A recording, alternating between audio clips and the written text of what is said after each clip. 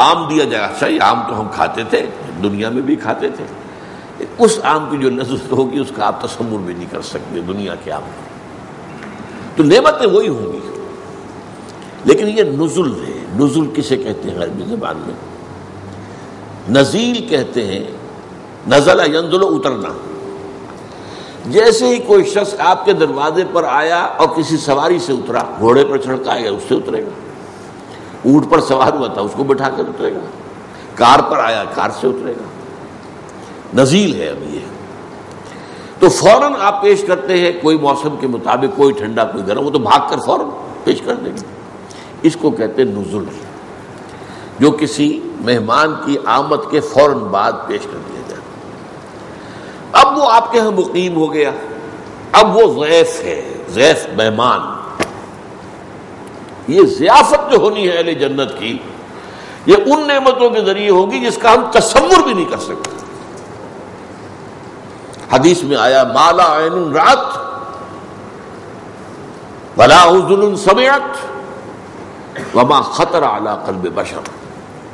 یہ ضیافت جو ہوگی وہاں بعد میں، وہ تو حقیقت کہا کہ وہ ایسی چیزیں ہیں جو نہ کسی آنکھ نے دیکھی، نہ کسی کان نے سنی، نہ کسی کے دل میں اس کا احساس و خیال تک وارد ہوا. تو قرآن مجید میں جب بھی آپ اس کو دیکھیں تو اب نزل کے اندر وہ کیا گیا ہے، اس کی بھی کیا اس کی توجیہ ہے عقلی. وہ ساری دنیاوی نعمتیں جن سے انسان نے اپنے آپ کو روکے رکھا، یا تو حلال اور حرام کی وجہ سے، یہ حرام ہے میں تو نہیں لے سکتا، میرا دل تو چاہتا ہے، حرام ہے، روکے رکھا اپنے آپ. یا ان نعمتوں سے اس لیے وہ لطف اندوز نہیں ہو سکا کہ وہ لگا ہوا ہے اللہ کے دین کی جد و جہد کے اندر. اچھا کھانا اچھا پہننا حرام نہیں ہے. قل من حرم زینۃ اللہ التی اخرج لعبادہ والطیبات من الرزق. اچھی کھانے کی چیزیں کس کے لیے بنائی اللہ نے؟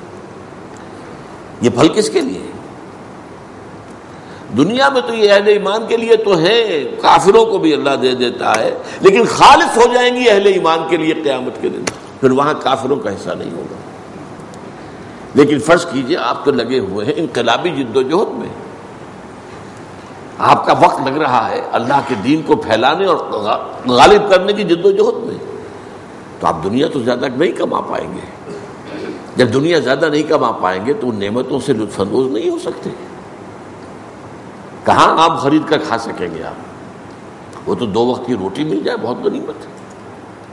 تو یا تو حلال اور حرام پر کاربند ہونے کی وجہ سے بندہ مومن ان نعمتوں سے محروم ہو گیا، یا یہ ہے کہ وہ اپنی جو توجہ ہے اور اپنا جو مصروفیت ہے وہ دین کے لیے لگا کر، اب ظاہر بات ہے اس کے پاس وقت نہیں ہے کہ زیادہ کمائے، اس کی وجہ سے محروم. اب اس کا منطقی طور پر بدلہ یہ ہونا چاہیے کہ وہ نعمتیں اسے آخرت میں بھرپور طریقے پر مل جائیں. دس از دی لاجک بہائنڈ اٹ. تم دنیا میں ان نعمتوں سے محروم رہے تھے نا، تم نے حرام کمائی نہیں کی کہ آپ اس سے استفادہ کر سکتے. کون نہیں چاہتا کہ جب بھی شام کو گھر آئے اپنے بچوں کے لیے پھلوں کا ٹوکرا بھر کے لائے؟ کون نہیں چاہتا. لیکن نہیں، ایک شخص حلال کی کمائی کر رہا، کیسے دے دے گا؟ کیسے کھائے گا؟ کیسے کھلائے گا؟ تو اب یہ جو ہے، اسی لیے میں کہا کرتا، کچھ لوگ کہتے ہیں یہ کیا بات ہے، قرآن کرتا ہے یہ شرابن طہورا ہوگی اور یہ شہد ہوگا اور یہ دودھ ہوگا اور یہ پھل ہوں گے اور یہ باغات ہوں گے اور یہ حوریں ہوں گی اور یہ ان کے خدمتگار غلمان ہوں گے. یہ کیا چیز ہے؟ یہ بعض لوگ جو ہیں جن کے اوپر ذرا تصوف کا رنگ چڑھ جاتا ہے، وہ ہے اپنی جگہ پر.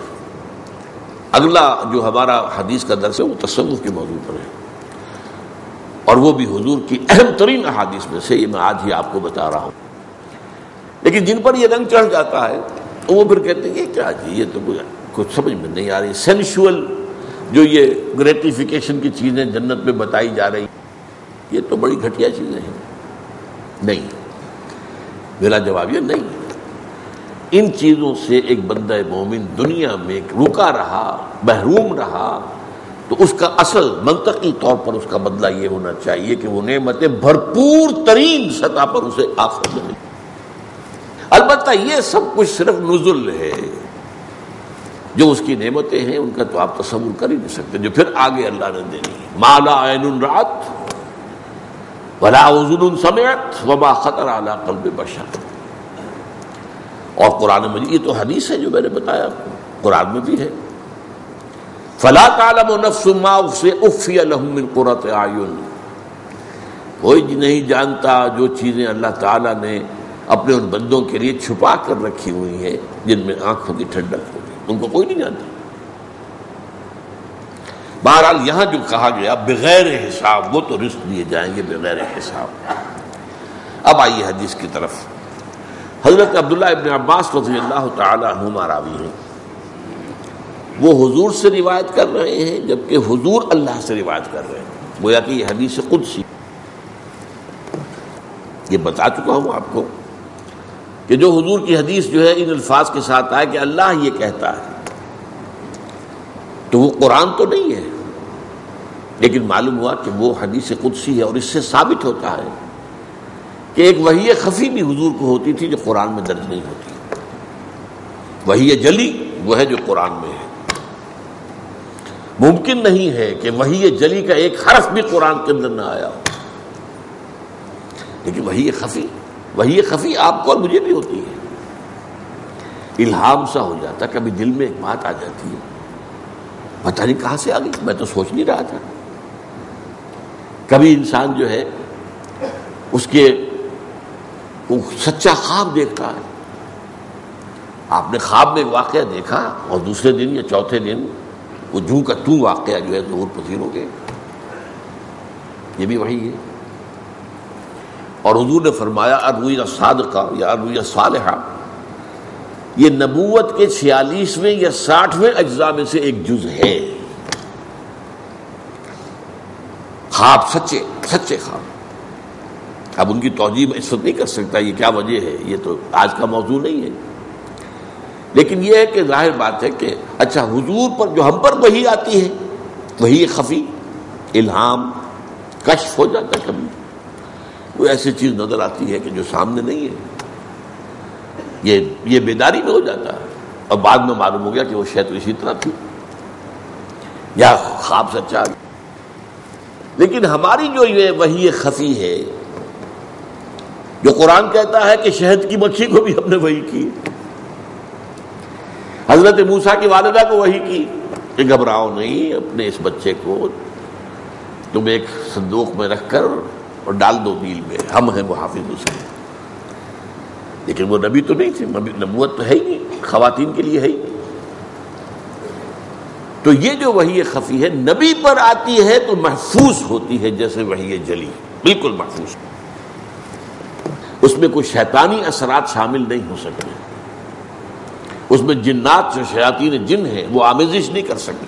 ہم پر جو آتا ہے اس میں غلط بھی ہو سکتا ہے، اس میں شیطانی آمیزش بھی ہو سکتی ہے، اس میں ہماری وشفل تھنکنگ کو، جسے حدیث نفس کہتے ہیں، ہمارا نفس بات کر رہا ہے، جس کو کہ جو ہے فرائیڈ، وہ تو اسی خواب کو جانتا ہے نا، اس کے نزدیک خواب کیا ہے؟ نفس کے اندر دبی ہوئی خواہشات جو کسی وجہ سے پوری نہیں ہو رہی ہیں، وہ خوابوں میں آدمی اس کو دیکھ کر دل بہلا لیتا ہے۔ یہ خواب اس کی یہ دبی ہوئی خواہشات ہیں، یہ اس کے نفس کے وہ تقاضے ہیں جو کسی وجہ سے پورے نہیں ہو پا رہے ہیں۔ تو اب وہ جو ہے وہی چیزیں اس کے سامنے مجسم ہو کر، اور وہ خواب کی شکل میں، یہ ہے در حقیقت جسے کہا گیا یہ جو خواب ہے یہ نفسانی خواب ہے۔ ایک جو خواب سچے ہیں وہ ملائکہ کی طرف سے، اللہ کی طرف سے۔ بہرحال تو یہ جو حدیث ہے حدیث قدسی ہے، عن ابن عباس رضی اللہ عنہما عن رسول اللہ صلی اللہ علیہ وسلم فیما یروی عن ربہ عز وجل قال ان اللہ کتب الحسنات والسیئات ثم بین ذلک۔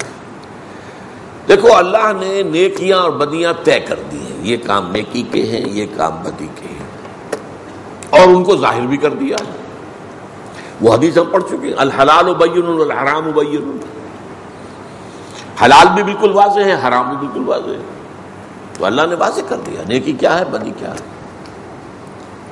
اب اس کے بعد فرمایا فمن ہم بحسنۃ فلم یعملها کتبها اللہ عنده حسنۃ کاملہ۔ جس شخص نے کسی نیکی کا ارادہ کیا لیکن اس پر عمل نہیں کر سکا